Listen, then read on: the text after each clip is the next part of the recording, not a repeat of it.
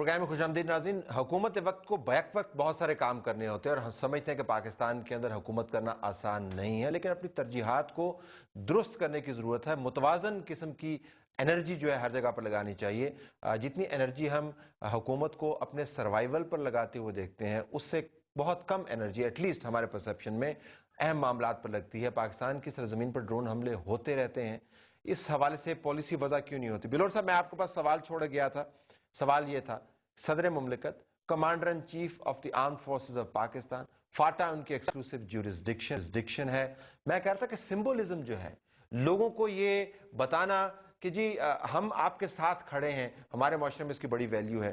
President صاحب یہ symbolism نہیں استعمال کرتے فاٹا کے حوالے سے, کیوں نہیں کرتے؟ دیکھیے بات یہ ہے کہ پریزیڈنٹ صاحب نے وہاں فاٹا میں آپریشن ہو رہا ہے, اور فاٹا میں جب آپریشن ہو رہا ہے اور فل فلیج آپریشن ہو رہا ہے, جس جہاں فل فلیج آپریشن ہو رہا ہے اس کے آپریشن کی فیڈ بیک جو لیتے ہیں وہ آرم فورسز کے کمانڈر ان چیف ہیں, وہ آرم فورسز کے چیف کو بلا کے ان سے فیڈ بیک لیتے رہے ہیں, اور کئی میٹنگیں انہوں نے آپس میں کی ہیں.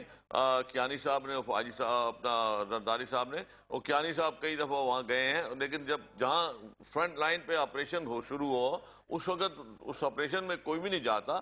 آپ نے یہ فرمایا کہ اوباما صاحب آتے ہیں اور بگرام کی بیس پہ میٹنگ کر کے وہیں تقریر کر کے وہاں سے ٹیک آف کر کے چلے جاتے ہیں واپس. تو ایسا پریزیڈنٹ صاحب بھی کر لینا, بڑی بیسز ہے وہاں پر. تو یہاں ہمارے ہاں کوئی بیسز نہیں ہے, کسی فاٹا ایریا میں کوئی بیس نہیں. اپنی بیسز کی بات کر رہا ہوں جی, باہر کی بیسز کا وہ تو ایک اور بیس ہے. اپنی بیسز سیکیور ایریا میں لینڈ کریں. ہمارے ہاں کوئی بیس نہیں ہے, ہمارے ہاں کوئی ایسی بیس نہیں ہے کہ جہاں بیٹھ کے لینڈ کر کے. غلط سے سمجھا نہیں پایا. میں کہہ رہا ہوں کہ ہماری اپنی ملٹری کے پاس تو بیسز ہے نا, سیکیور ایریاز موجود ہیں.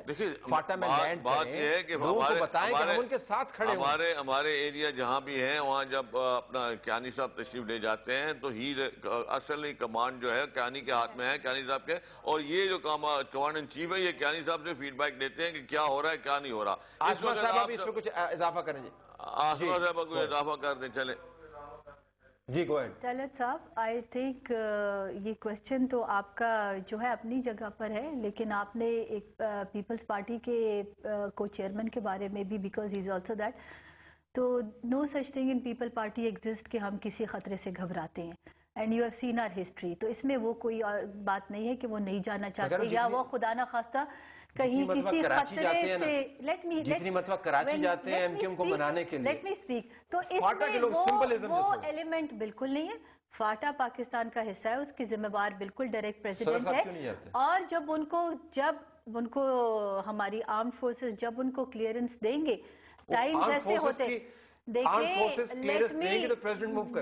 جی, تو کیونکہ وہاں پر ایشوز ہیں, ایلیمنٹس ہیں اور بڑے ایشوز ہیں جو شاید ہم لوگ کلیئر ابھی نہیں ڈسکس کر سکتے, تو بالکل وہ جائیں گے. اس میں دوسری بات نہیں ہے. میں آپ کے پروگرام کے بارے سے کہتی ہوں کہ بالکل جائیں گے, پاکستان کے ہر حصے جائیں گے. سیلاب کے وقت گئے, آئی ڈی پیز کے وقت گئے, یہاں بھی جائیں گے.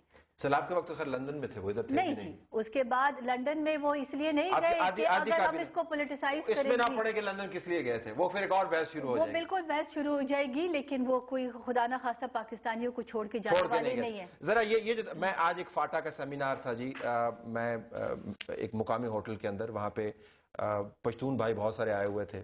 ایاز وزیر علی جو ہے ایک تجزیہ نگار ہیں فورن آفس, انہوں نے کھڑے ہو کے بات کی کہ ہمارے جب لوگ مارے جاتے ہیں تو ہمیں احساس ہوتا ہے کہ ہم مرکز سے بہت دور ہیں. تو میرے پروگرام کی یہ جو ٹریجیکٹری ہے, اس میں میرا اپنا اتنا تعصب یا اوپینین نہیں ہے جتنا یہ فیلنگ ہے فاٹا کے لوگوں کے حوالے سے کہ جی ہمیں اگنور کیا جاتا ہے. اور میں تو یہ جاننا چاہتا ہوں کہ کیا واقعتاً یہ فیلنگ درست ہے یا ایک دو انڈیویجولز تک محدود ہے کہ جی ہمیں چھوڑ دیا جاتا ہے, ہمارے ایشوز پہ زیادہ آواز نہیں اٹھائی جاتی؟ کیا فیلنگ ہے؟ بالکل یہی فیلنگ ہے طلعت صاحب, جس طرح آپ نے فرمایا.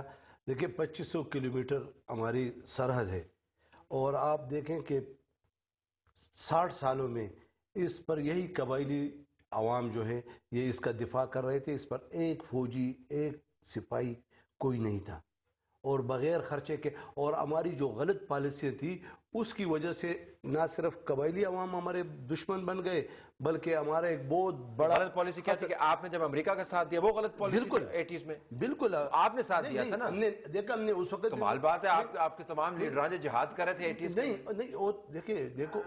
دیکھیں بالکل ٹھیک. دیکھیں یہ بالکل, یہ دیکھیں آپ اس کے حقیقت کو دیکھیں، اگر کسی کا کوئی بھی مائنڈ ہو، اگر ایک دنیا کا سپر پاور آ کر ایک ملک پہ قابض ہو جائے، روس نے قبضہ کیا تھا تو ہم نے اس وقت بھی کہا تھا کہ غلط ہے، اور آج امریکہ نے کیا ہے تو ہم آج بھی کہتے کہ غلط ہے۔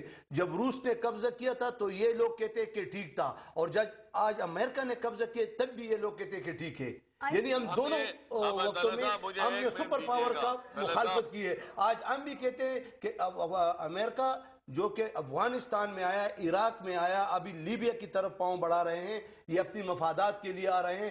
انہوں نے اس وقت بھی روس کا ساتھ دیا اور آج چھوٹا سا سوال پوچھ دیں۔ طلحہ صاحب مجھے ایک بات موقع دیجیے گا۔ دیکھیے بات یہ، جب ضیاء الحق کا وقت تھا، جب ضیاء الحق کا وقت تھا، ہمارے جو لوگ تھے، ہمارے بزرگ وہی کہتے تھے کہ یہ روس اور امریکہ کی جنگ ہے، یہ جہاد نہیں ہے، لیکن ڈالر لے کے ملا حضرات یہ کہتے تھے کہ یہ جہاد ہے۔ آج وہ جہادی جو تیار کیے گئے تھے، جن کو ٹریننگ دی گئی تھی، ہمارے لوگوں نے ٹریننگ خود ہمارے لوگوں نے دی تھی، آج وہی ہم پہ حملے کر رہے ہیں، آج وہی ہم پہ دہشت گرد ڈالر تو آج بھی مل رہے ہیں لیکن لے کوئی اور رہا ہے۔ جی سر، دیکھیں ڈالر تو آج بھی مل رہے ہیں لیکن دیکھیں نا، یہ دیکھیں نا، ان کو ڈالر جو مل رہے تھے نا، وہ آپ کو پتہ نہیں ہے کتنا سادہ سمپل سا سوال کرتا ہوں کہ اگر ہمارے اس ملک پہ خدا نہ کرے کوئی ملک سامراجی قوت یہاں پہ آ کے قبضہ کرے تو کیا میں اور آپ اس کے لیے نہیں لڑیں گے؟ یہ پھر امریکہ کی جنگ ہوگی۔ ان کے ملک پہ قبضہ کیا گیا تھا، روس نے قبضہ کیا تھا، اور روس سے آپ پیسے لے رہے تھے۔ I think ہمیں جیسے روس جا چکا تھا، سائمہ ایک میں جیسے روس جا چکا تھا، اس وقت پھر کیا ہوا تھا؟ جو آج اس غلط پالیسیوں کا نتیجہ ہے، جو ماضی کی غلط پالیسی ہے۔ آج we all political parties should accept this۔ ٹھیک ہے، اب پاکستان اس موڑ پہ آ گیا کہ ہم ایک دوسرے پہ خدا کے لیے نہ ڈالیں۔ چند سیاسی پارٹیوں نے بعض دورانیوں میں ڈکٹیٹرشپ کو سپورٹ کیا ہے، جس سے ڈکٹیٹرشپ کو طول ملی ہے اور وہ اور ایگریسو ہوئے ہیں، اور اس میں بھی سیاسی پارٹیوں کی غلطیاں ہیں، اور آج پولیٹیکل پارٹیز کو ایکسیپٹ کرنا چاہیے، کیونکہ جب نیشنل پالیسی بنتی ہے that should be one and that should be Pakistan۔ آپ ہی کے نقطے کو لے کے چلوں گا، آپ ہی کے نقطے کو یہ اگر آج سیاسی پارٹیوں کو یہ میگنانمٹی ہونی چاہیے، they should rise above ہر سیاسی پارٹی، معاملے کو چھوڑ کے لیفٹ ہے یا رائٹ ہے، بالکل and they should accept it۔ آخر میں آپ ہی کے نقطے کو آگے لے کے، آخر میں کیا کل صدر مملکت ڈرون حملوں سے متعلق، بیرونی انٹرفیرنس کے حوالے سے، فاٹا ریجن کے حوالے سے اپنی پالیسی میں کوئی تگڑی بات، کوئی لائے عمل ان کو دینا چاہیے یا نہیں؟ ایگزیکٹلی جس پالیسی کی آپ بات کریں کہ آپ پریزیڈنٹ کے خطاب کو آ کے محدود کر دیتے ہیں صرف ایک چیز کے اوپر، ڈراؤن اٹیک کے اوپر۔ آپ نے جس وقت سے شروع کیا ہے اس کے اوپر ہی آپ نے محدود کیا ہوا ہے، آپ نے اور کوئی بات نہیں کی سوائے ڈراؤن حملوں کا اور پریزیڈنٹ کے خطاب کا۔ افسوس کی بات یہ ہوتی ہے کہ آپ ڈراؤن حملوں کو پریزیڈنٹ کی سپیچ کے ساتھ بالکل ایسا نتھی کر دیا ہے آپ نے، کیونکہ اور بات نہیں ہے۔ پریزیڈنٹ صاحب نے سارے پاکستان کی بات پروگرام کا حوالہ کل اکانومی میں بات کریں گے تو اس پہ ہی بات کریں گے، لیکن حوالہ ہونا چاہیے یا نہیں ہونا چاہیے، ہوگا انشاءاللہ، میرا خیال ہے ہونا چاہیے۔ یہی نقطہ ہے میرا، یہی نقطہ ہے، لیکن یہ زیادہ نہیں۔ I have to close the program۔ خدا نہ خواستہ نہیں، ایسا نہیں۔ طلعت صاحب، I think we should hear the president's speech اور president صاحب and then we can discuss۔ اور دوسری بات یہ ہے کہ definitely فاٹا کے عوام ہو یا گوادر کے عوام ہو یا گلگت کے عوام ہو، یہ سارے پاکستانی ہیں، اور ان کی ذمہ واری بالکل صدر صاحب کی ہے، اور انشاءاللہ we will definitely draw such policies جس میں انشاءاللہ پاکستان کے عوام کی بھلائی ہوگی۔